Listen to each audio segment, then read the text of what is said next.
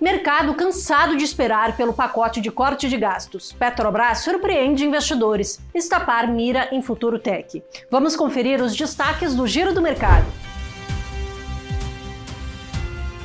No início da semana, a Petrobras pegou o mercado de surpresa ao abrir parte do seu plano estratégico de 2025 a 2029 antes do previsto e com um pregão ainda em funcionamento. Os números ficaram dentro do esperado, mas os dividendos extraordinários animaram os investidores. O programa prevê investimentos de 111 bilhões de dólares, uma alta de cerca de 9% na comparação com o plano anterior.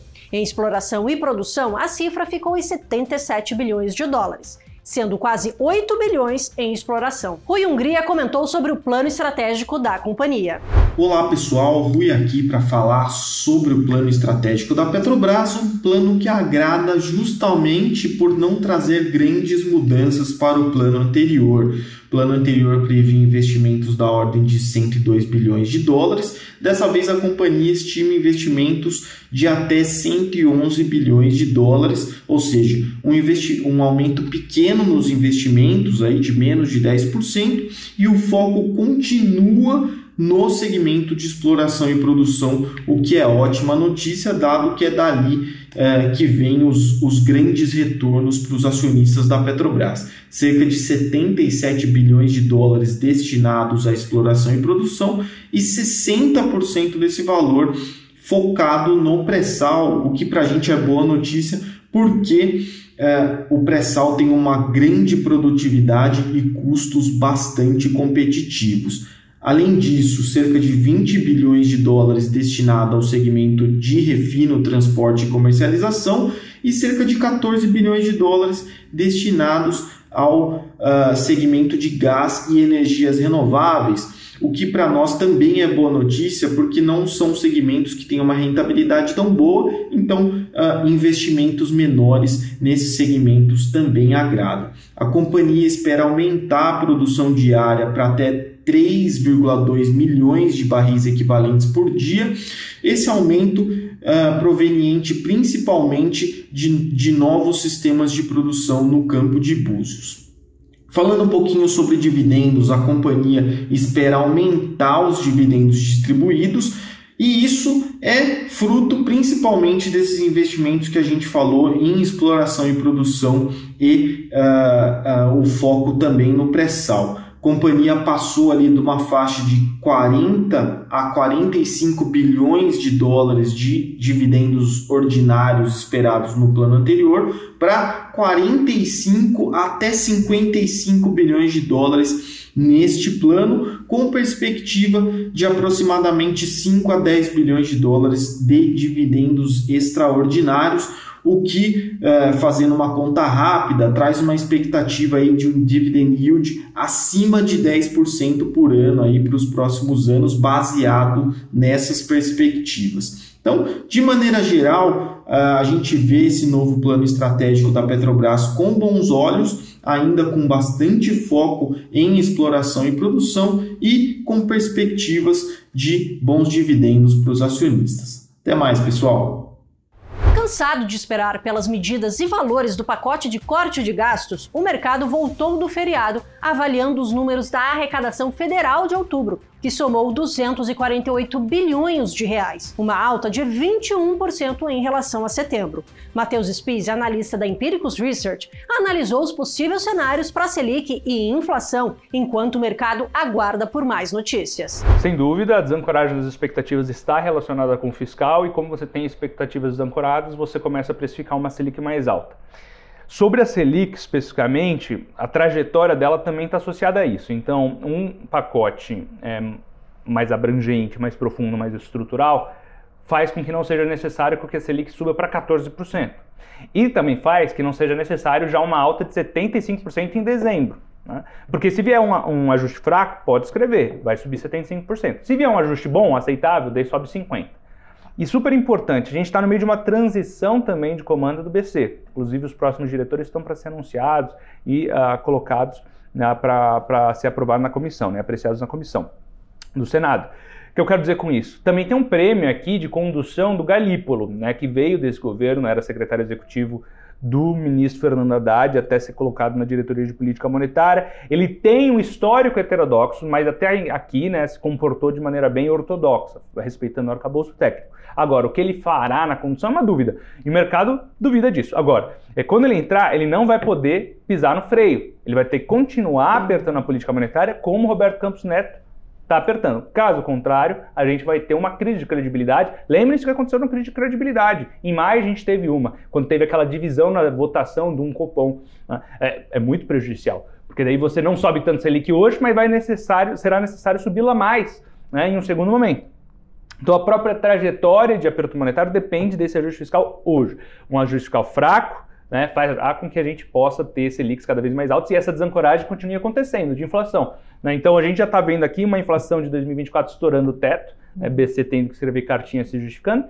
Ano que vem, nessa trajetória, vai estourar também. A única coisa que impede isso de acontecer é um ajuste fiscal. Daí o pessoal fala, ah não, mas está dentro da banda de aceitação. Pessoal, a meta de inflação é 3%. É 3, a meta é 3. Existem as bandas, né, superior e inferior, para você acomodar choques, né, imprevisíveis anteriormente. Agora, se o governo trabalha, né, perto do teto o tempo inteiro, o espaço para acomodar esses choques é muito menor. Isso tem um prêmio, né? Se você trabalha com uma inflação maior, você está colocando um prêmio sobre a economia. Ah não, porque tem que ter mais crescimento, precisa de mais inflação. Então, você está topando um prêmio maior, então você precisa de juros maior. Né? Tudo tem um preço. Se você tem juros maior, você cresce menos em um segundo momento. Então você está assumindo que hoje o crescimento que a gente está observando é insustentável. Né? Até mesmo porque a gente está, boa parte desse crescimento vindo de gastos que vão ser cortados, e esses gastos que vão ser cortados estão hoje em um patamar insustentável de endividamento. Então por isso que eu falo que é insustentável esse crescimento. Então é o governo assumindo isso. Então tanto a reancoragem dessas expectativas como a trajetória de Selic depende totalmente do que a gente vai observar aqui nesse ajuste fiscal. E hoje, né, infelizmente, eu tenho poucos recursos para te falar como ele será, né, no detalhe. A partir do momento que eu tiver, eu consigo desenhar muito melhor o cenário. Ah, mas, putz, eles vão cortar 70 bilhões, foi estrutural, foi bacana, vai conseguir parar essa trajetória perversa de endividamento brasileiro, né, crescimento da relação dívida-PIB.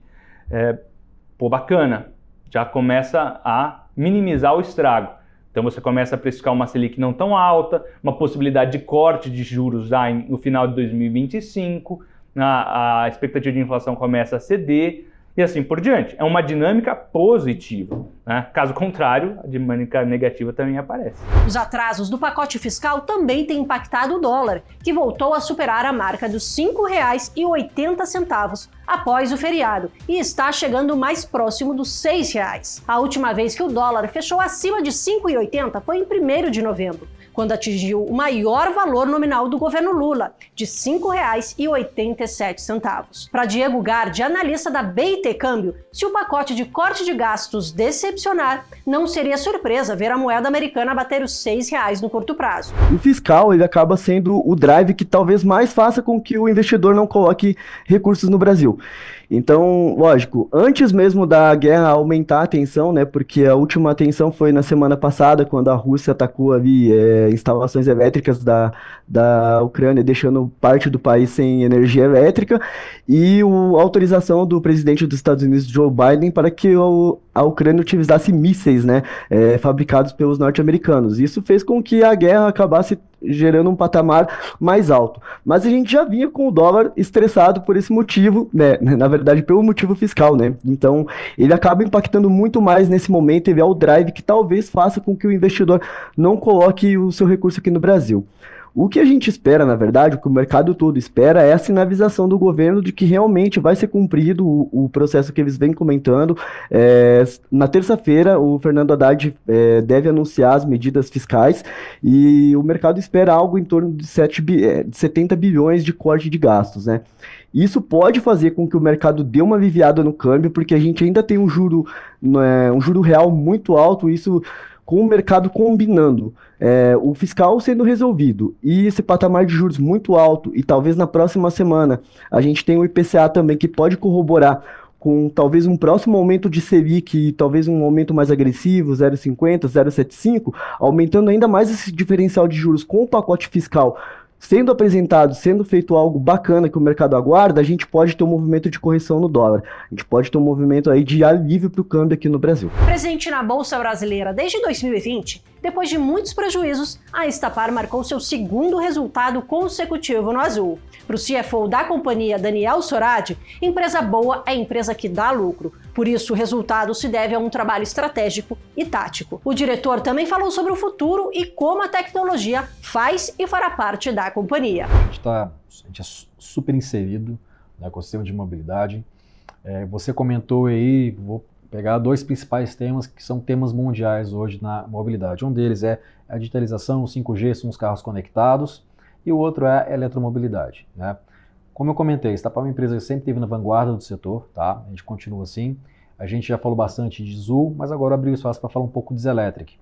A gente, olhando essa tendência que já vem de alguns anos para cá, né, de que os carros seriam elétricos, e para o carro reabastecer, ele precisa de uma infraestrutura para manutenção, para recarga. Então a gente já vem olhando esse assunto já há algum tempo, tá? Lá atrás a gente criou um negócio pequeno ali para atender algumas montadoras, mas também quase na mesma época da Azul a gente fez um investimento na Zelectric, que era um concorrente, a gente se juntou, né, e montou hoje o que é a maior rede de eletropostos, de pontos de recarga de veículos elétricos do Brasil, tá? É um negócio que hoje já fatura por ano na casa de 5, 6 milhões de reais, já tem mais de 1.000 pontos de recarga e é um negócio de franco crescimento, tá? Você pega mercados como a China, como o europeu e os Estados Unidos, são mercados que já estão mais maduros em relação a isso. Você tem uma frota, uma massa crítica existente. No Brasil isso ainda representa muito pouco, tá? E hoje a principal dúvida, né, que o cara que vai comprar o carro elétrico, né, segundo pesquisas, é como ele vai fazer para recarregar o veículo, né? Como que ele vai poder pegar uma rodovia dentro da cidade. E existe essa dinâmica, né, de que vem primeiro. Primeiro vem a frota de veículos, primeiro vem a massa de infraestrutura, que é muito capex, é muito investimento. E o dinheiro está caro, né? A gente vê. Sim. Então, a Estapar, ela olhou para esse negócio, a gente vem se financiando de uma forma muito sadia para o negócio, para ele poder crescer. É um negócio que certamente vai precisar de capex, tá? Então a gente pensa que hoje a gente já é o maior do setor, a gente pretende continuar sendo o maior desse segmento, ser o principal player de infraestrutura para recarga do Brasil, tá? E fatalmente a gente vai chamar aí parceiros para poder crescer. Mas a gente está muito animado com a Zelectric, ela vem vindo muito bem, é uma empresa que já está no break-even e que ela pode eventualmente no futuro ser maior do que a própria Estapar. Você imagina se a Estapar chega numa frota de veículos como já existe lá fora, eventualmente ela pode valer mais do que a própria Estapar. E a gente está aqui para capturar todo esse valor dessa jornada. Porque justamente ia te perguntar isso, né? Tá aí, de repente, a via de maior crescimento, vamos dizer aí, né? Essa questão mais dos veículos elétricos é uma importante via de crescimento para a Estapar, né? Assim, a eletromobilidade, ela vai acontecer, tá? Ela vai chegar, a gente não sabe quando que ela vai chegar. Então é só uma questão de timing. A gente coloca o dinheiro agora, coloca o dinheiro daqui 2, 3, 10 anos, né? Tem pesquisas que apontam que lá para 2030, 1/3 dos veículos vendidos serão elétricos, tá? Hoje ainda representam 3%, é muito pouco. Então, mais uma questão de tempo, tá? É um negócio que a gente está olhando. De baratear, né? Vamos dizer, para que, no caso, né, trazendo, mas também eu digo para os próprios brasileiros, né? Sim. Poderem comprar ali um veículo elétrico, sim, que é mais caro. Né? E, Paulo, a tecnologia vai superar, tá? Acho que a nossa visão é que os custos do veículo, da bateria, da recarga, isso tudo a tecnologia supera muito rapidamente. Então, assim, vai acontecer. A gente não sabe exatamente quando, mas vai. Esses foram os destaques do Giro do Mercado. Voltamos na próxima semana com mais atualizações.